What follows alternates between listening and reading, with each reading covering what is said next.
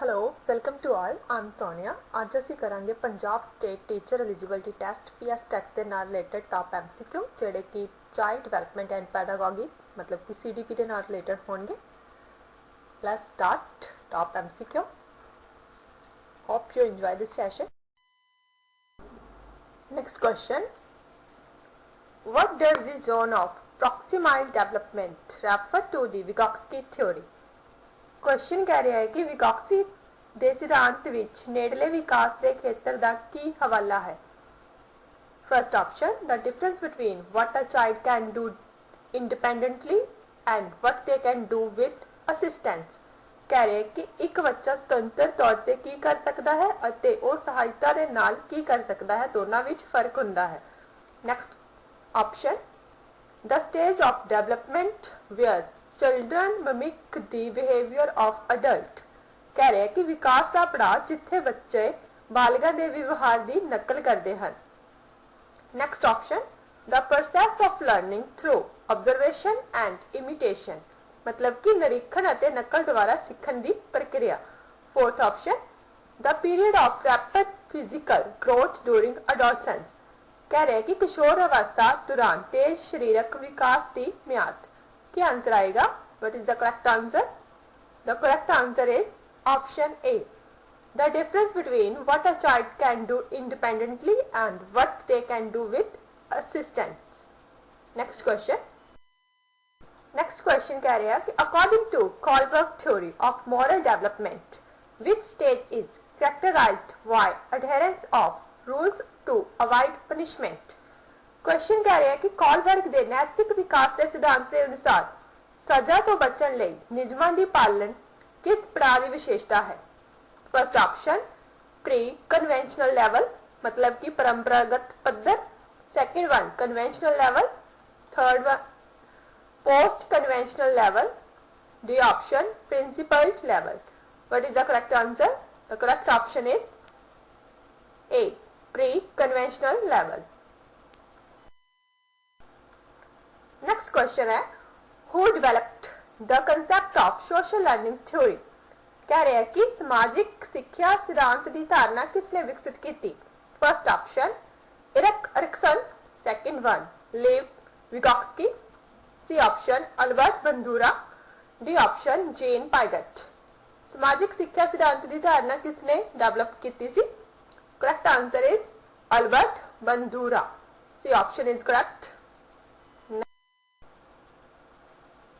Next question है which theorist emphasizes the importance of social interaction in cognitive development? Cognitive का मतलब होता है संज्ञात्मक मतलब कि बौद्धात्मक। क्वेश्चन कह रहा है कि केड़े सिद्धांतकार ने बौद्धात्मक विकास विच सामाजिक परस्पर प्रभाव की महत्ता ते जोर दिता। First option Jean Piaget. Second one Erik Erikson. Third one Lev Vygotsky. D option Lawrence Kohlberg. What is the correct answer? The correct answer is Lev Vygotsky. Option number C. Next question.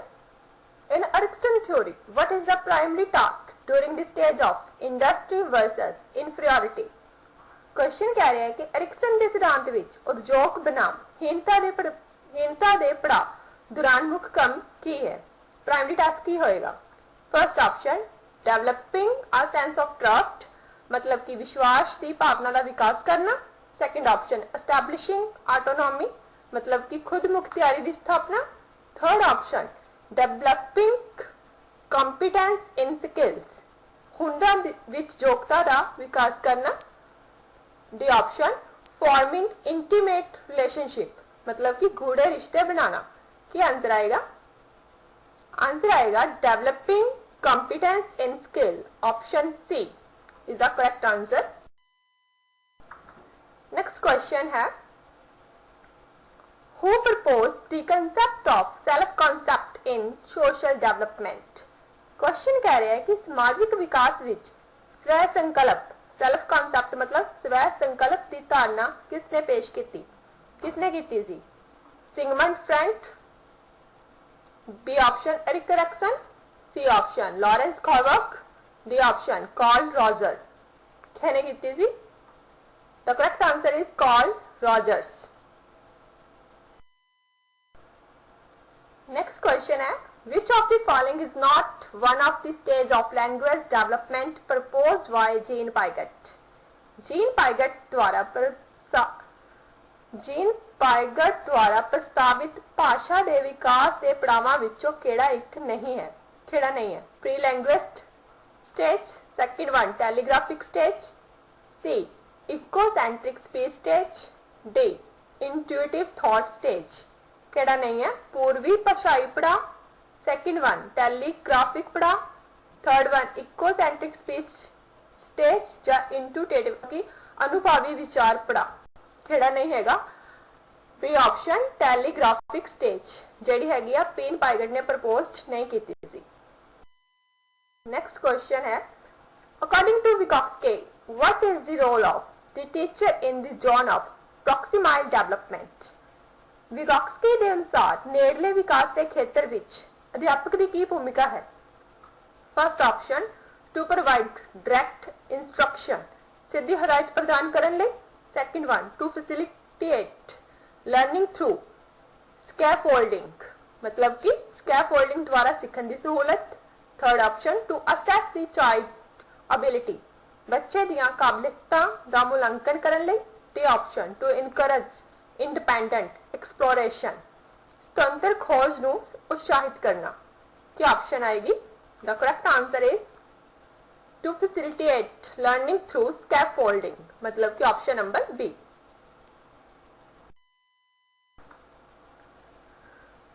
Which theorist is associated with the concept of socialization in child development?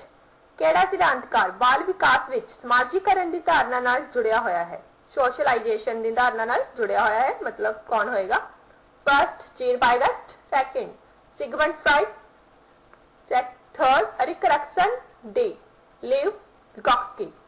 What is the correct answer? The correct answer is option C Erik Erikson जेड़ा हैगा या वो socialisation दी धारणा दे नाल जुड़िया होया सी। What is the central focus on Bronfenbrenner ecological system theory?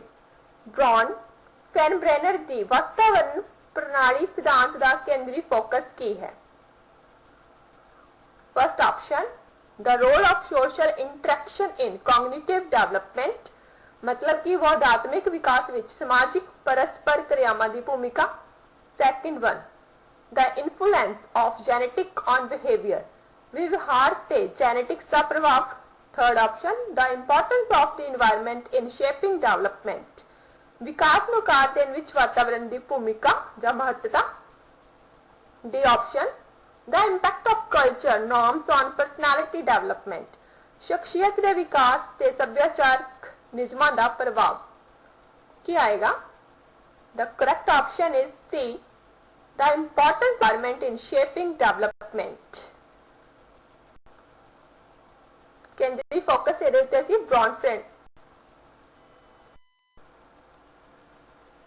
Thank you.